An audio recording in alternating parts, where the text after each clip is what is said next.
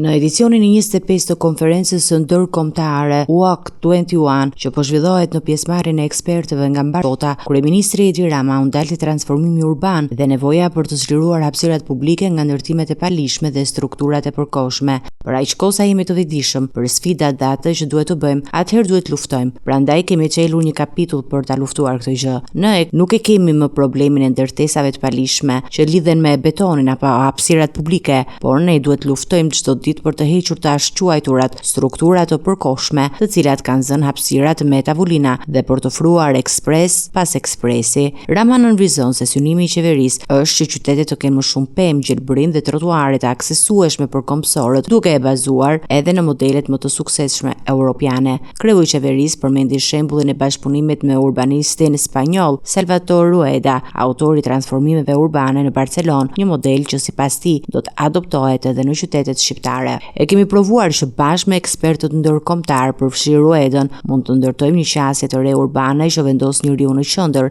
Do të aplikojmë këtë formulë fillimisht në Tiranë dhe më pas në qytete të tjera të vendit. Konferenca UAC21 mbledh çdo vit ekspert, drejtues, institucionesh dhe organizata ndërkombëtare për të promovuar politikë që bëjnë ecjen në mënyrë jetese në qytetet moderne.